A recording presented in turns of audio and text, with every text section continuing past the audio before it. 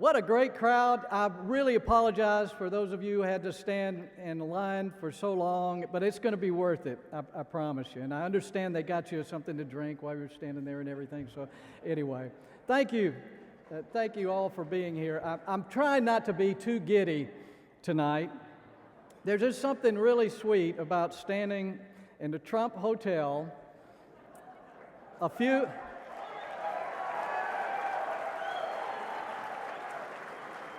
just a few blocks from the White House, introducing a great friend of mine and his wonderful wife, Karen, who are going to be the next vice president couple of the United States. It's very sweet.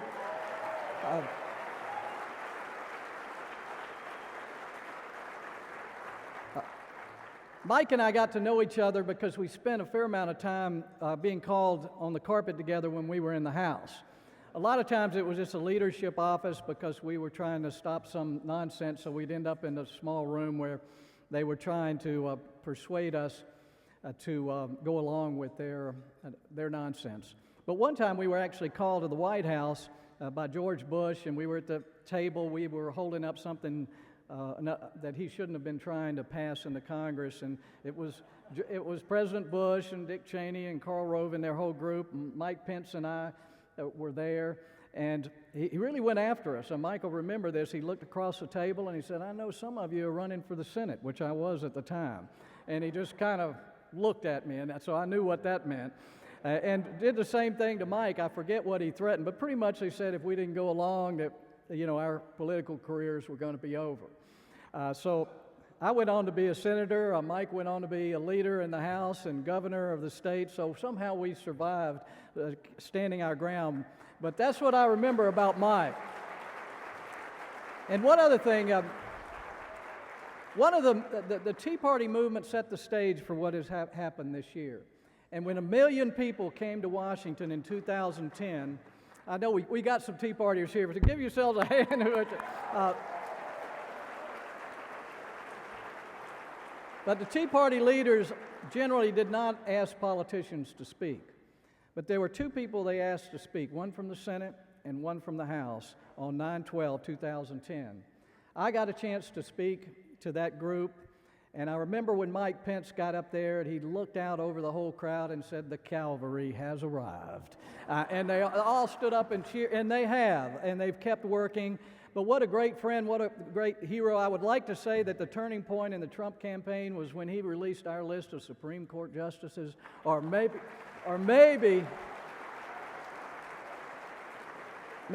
our tax plan that Steve Moore had worked on, or maybe some of our defense stuff. But I think we all know when this campaign turned. It's when Donald Trump said Mike Pence was going to be his vice president. So folks, please welcome Governor Mike Pence and Karen Pence to the stage tonight. Give them a good heritage welcome.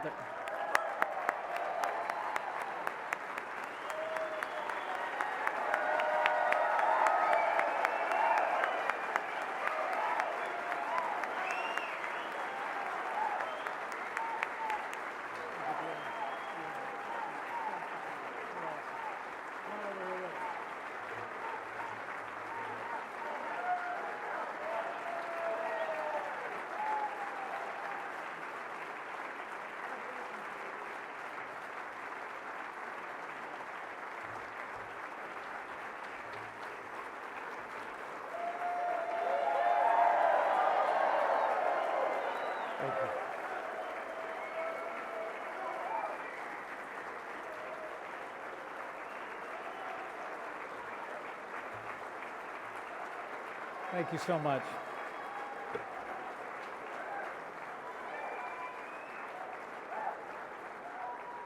Thank you so much for that warm heritage welcome. I'm very, very humbled to be before you today, and my wife and I are so glad to be back. I can say I was for Heritage Foundation before it was cool. I really was. Thank you for supporting the extraordinary and historic work of the Heritage Foundation. You've made a difference in America, and we're just getting started.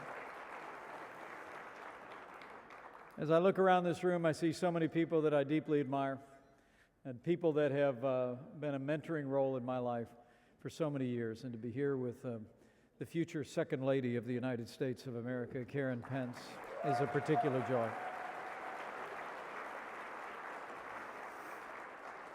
And we are just 44 days away from when Donald Trump will be inaugurated as the 45th President of the United States of America. He did it, and it was common sense conservatives all across the land, just like all of you in this room, that made the difference. But I'm here today to really pay a debt of gratitude to Heritage Foundation and to express the appreciation on behalf of the President-elect for your generosity to this effort that is, even as we speak, continuing to play an extraordinarily important role in the formation of this new government, a government that will take office on January 20th, and a president who I know will make America great again.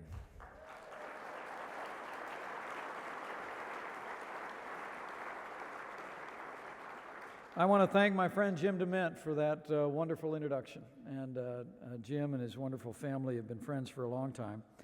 I so admire Jim. We were foot soldiers in the conservative battles back more than a decade ago on Capitol Hill, and to see his role here at Heritage Foundation widening out. Jim, we're just so proud and grateful for your strong conservative stand on the national stage.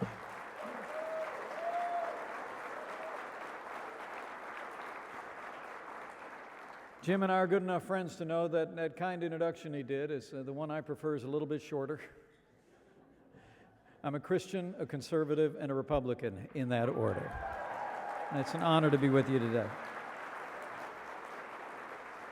I'm also so grateful to your chairman, Tom Saunders, my friend, and vice chairman, Barb Gabby, and of course to the incomparable Ed Fulner, who each and every day is showing up for work at the transition office of the next President of the United States of America. Could you give Ed Fulner a standing ovation? I'm telling you what, he's made a difference in America, and he never quits.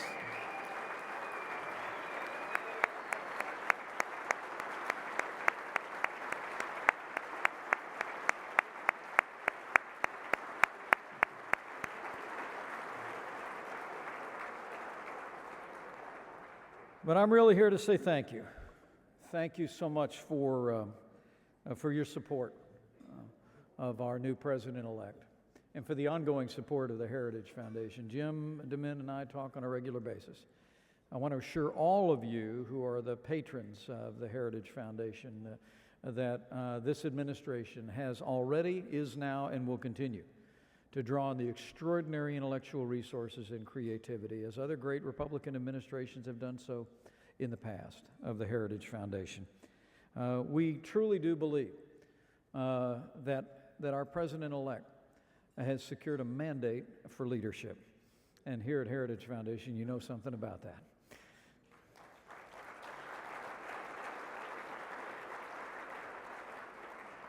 Thirty of 50 states, more counties won since Ronald Reagan was the Republican candidate for re-election as president in 1984. It was a historic victory. And it was a victory that was born of ideas. And I want to share with you some of the President-elect's priorities and call on each one of you to draw on the resources of this great organization and to continue to support the work of Heritage Foundation as we address the challenges our nation faces in national security, in economic prosperity, and ensuring that we have a Supreme Court of the United States that will uphold the Constitution of the United States of America.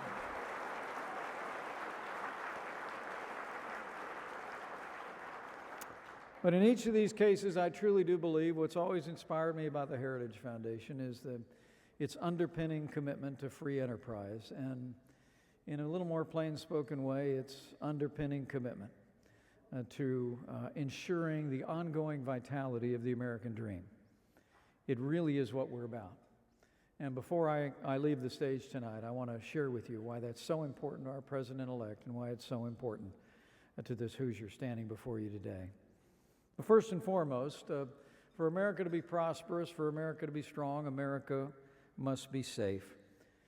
It was Ronald Reagan who taught us that peace comes through strength, and yet it would be in recent years.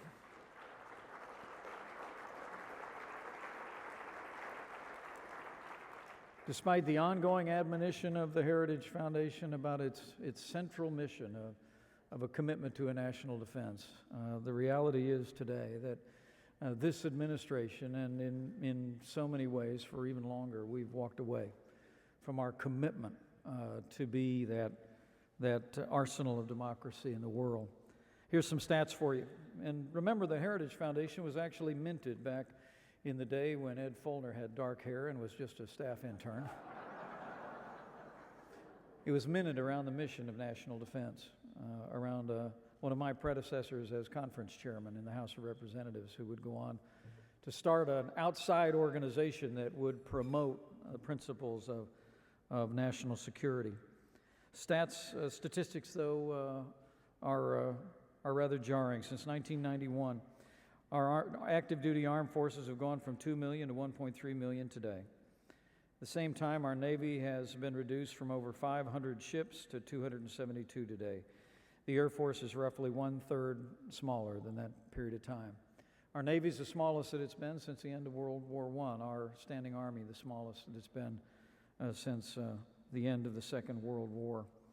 Well, I want to promise you, the Obama era of weakening our national defenses is over.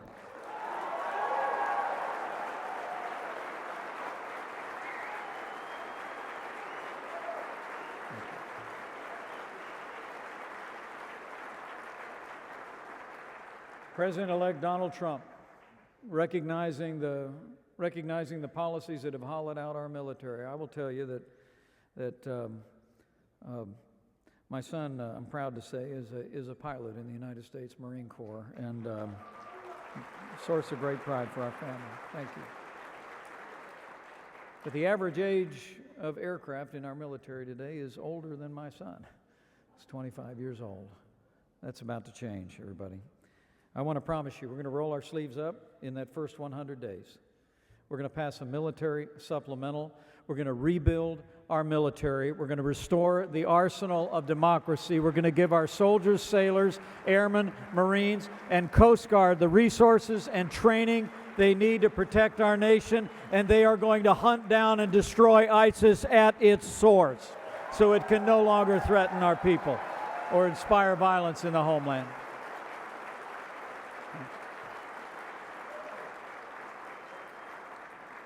And our President-elect is deeply committed not just to those in uniform, but those that have served in uniform.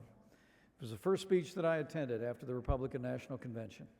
He laid out a 10-point plan to make sure that those who served in uniform, who have earned the health care benefits of the VA, receive world-class health care. And Donald Trump, as President of the United States, is going to fix the VA and ensure that those who served have all the benefits and world-class health care from day one.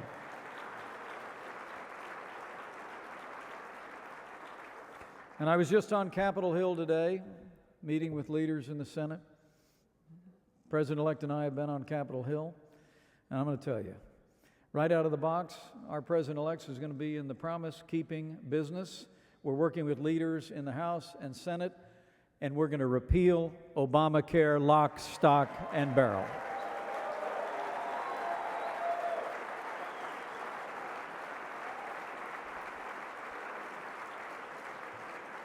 So the number one priority of this administration is to keep that promise to the American people. Enormous premium increases facing the American people. The Heritage Foundation did so much to educate the public.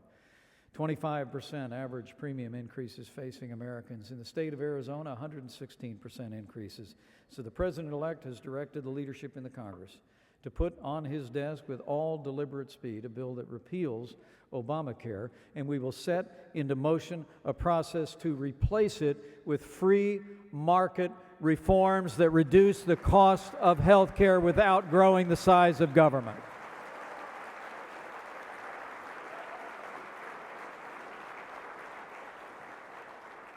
President-elect's particularly passionate about the opportunity to bring real innovation to states, and that's nowhere more true than in healthcare reform. And with the appointment of Dr. Tom Price as the new Secretary of HHS, we're going to be advancing reforms in Medicaid, working with members of Congress to block grant Medicaid back to the states so states around America can innovate with healthcare solutions like health savings accounts, association health plans, and drive down the cost of health insurance to every American, even while we meet the needs of those that are struggling to make ends meet.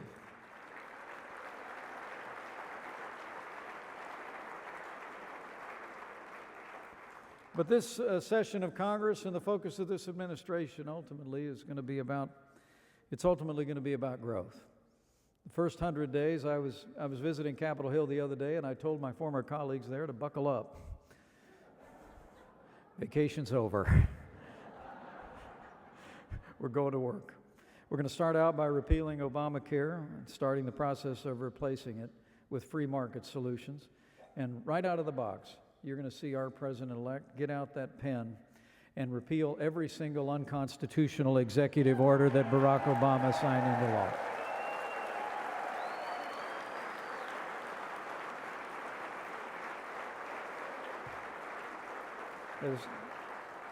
As we traveled across this country, we heard more about regulation than we did about taxation and in many businesses, large and small. And so we're going to work with members of Congress to roll back the avalanche of red tape that's been stifling American jobs and growth, and we'll be working closely with Heritage Foundation that's long been talking about regulatory reform, not only to use the Congressional Review Act to undo red tape that's been stifling American jobs and growth, but we're going to be working with members of Congress on the REINS Act and other reforms that will permanently reform and reset the balance of the regulatory state and lawmakers in Washington, D.C.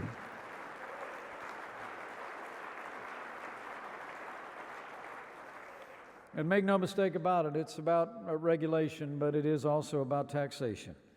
And working with leaders in the House and the Senate. Before we get to this spring, I promise you, with your help and with the help of our friends in the Congress, we're going to cut taxes across the board for working families, small businesses, and family farms. We're going to simplify the tax code, and we're going to lower business taxes in America from 35% to 15% so companies in America can compete and create jobs in this country without seeing them shipped overseas.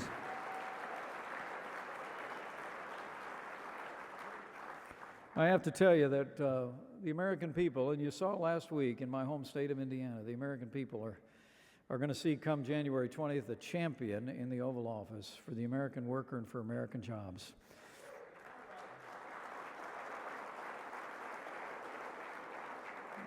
Some of you may have heard about that because of the initiative of our President-elect. I'm happy to say that in the state of Indiana, more than 1,000 good-paying jobs are not going south of the border. They're staying right here in the United States of America. And the reason Carrier made their decision, I was actually in the room when he called him. He called him up and he said, I just want you to know we meant every word we said. We're going to cut taxes. We're going to make America more competitive for manufacturing and job creation. We're going to roll back regulations. We're going to repeal Obamacare. And we're going to have tougher and smarter trade deals so that businesses will see the wisdom in creating jobs for the American worker and the American people right here in the United States.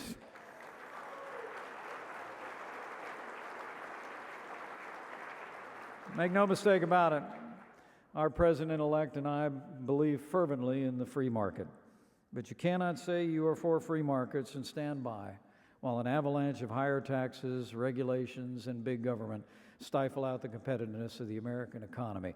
Things are about to change in the American economy, and that begins on January 20th.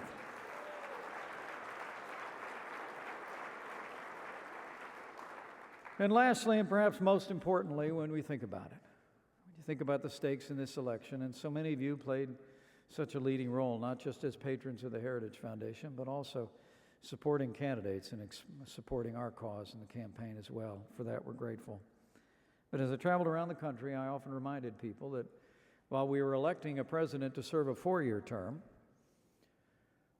right before he's reelected to serve another 4-year term,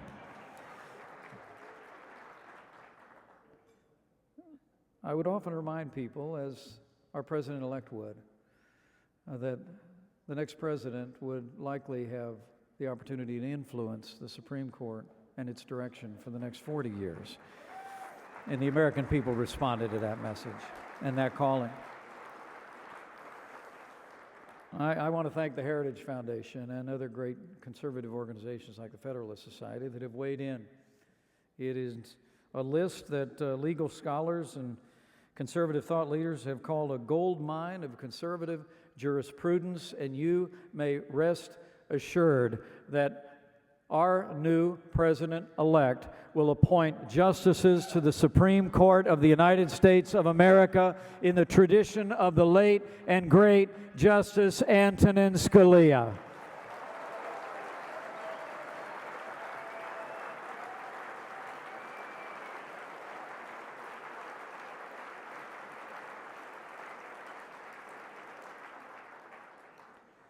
So we've got work to do. And I'm the only thing standing between you and dinner. So I'm going to get out of your hair. Although I might just single one person out of the room. Carly Fiorina is right here at the front table. Would you just mind thanking her for... Would you mind standing up, Carly? This is a great, great voice for conservatism in America.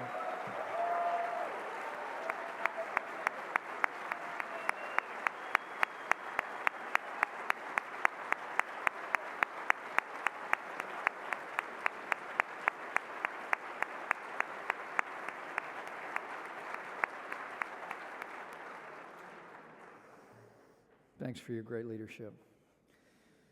So we got work to do. So enjoy your dinner. And roll your sleeves up. President-elect tonight is in North Carolina on a thank you tour. But he's also making it official that the next Secretary of Defense will be General James Mattis.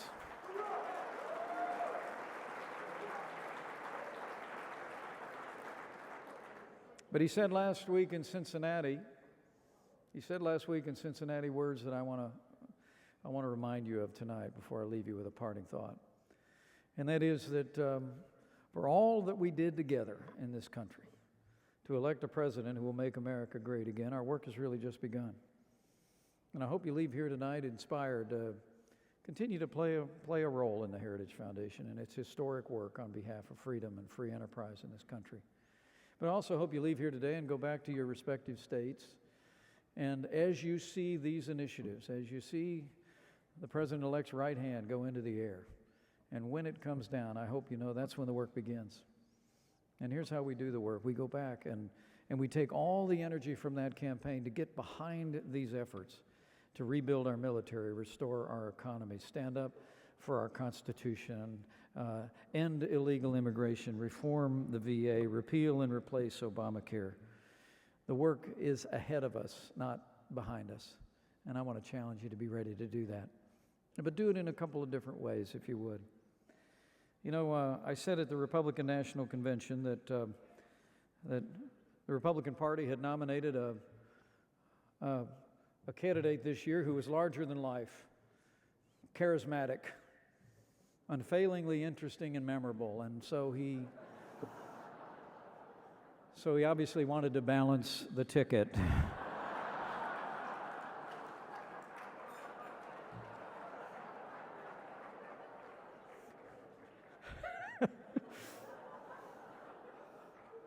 And I'm really humbled to be a small part of it. I truly am. But I often would remind people when we were out on the campaign trail that you know, in many ways, from the first time that we spent time together last summer, I sensed a certain commonality between us. You see, my grandfather immigrated to this country when he was about my son's age from Ireland. He went through Ellis Island and drove a bus in Chicago, Illinois for 40 years. His grandfather immigrated to this country and raised a family and started a business. My dad was a self-made man who built a small gasoline station business up with his own two hands in a small town in southern Indiana. Yet his dad built a great business and a great family. Both of us were raised to believe that to whom much is given, much will be required. And so for him, that meant that the kid from Queens went to Manhattan Island and built the tall buildings and a national name. For me, it was a calling into public service, believing that this nation had been so good to my family. You know, I often tell people that, you know, other than a whole lot of zeros, Donald Trump and I have a lot in common.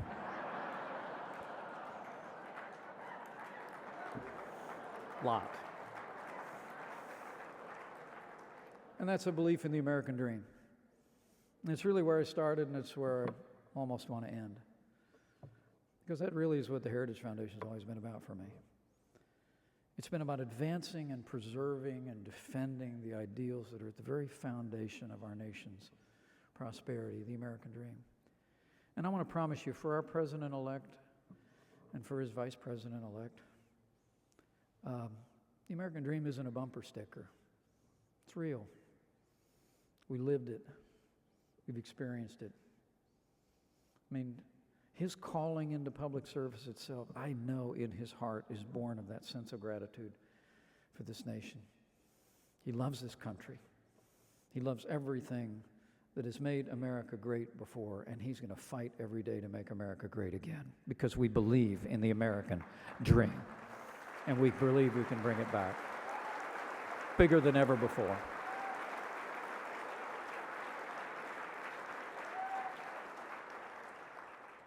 So that's the work that we have before us. Leave here tonight with a burden on your heart to be a part of that ongoing work, because it matters. America matters far beyond our shores. We are that last best hope today, every bit as much as the day that was first said. And so I'd ask you to do one other thing, if you're of a mind, to bow the head and bend the knee, as in the days that approach January 20th and every day afterwards. I'd encourage you to pray. Pray for our country. Pray for those of us with the awesome privilege to serve this, the greatest nation on earth. But I always like to think that Abraham Lincoln probably had the focus of prayer in these times is about right. He was asked in his day if he thought that God was on his side. And President Lincoln said, "I rather concern myself more with whether we're on God's side than that God is on our side." So just pray for America. Pray for our nation. And when you do, pray with confidence. Because I truly do believe in my heart of hearts that what's been true for millennia is still true today. That in these divided times, where we face unknowable challenges abroad and too much division at home, that if his people who are called by his name will humble themselves and pray, he'll do like he's always done throughout the long and storied history of this nation. He'll hear from heaven, and he'll heal this land, this one nation under God, indivisible, with liberty and justice for all. Thank you very much. Thank you for the work of the Heritage Foundation, and God bless you all.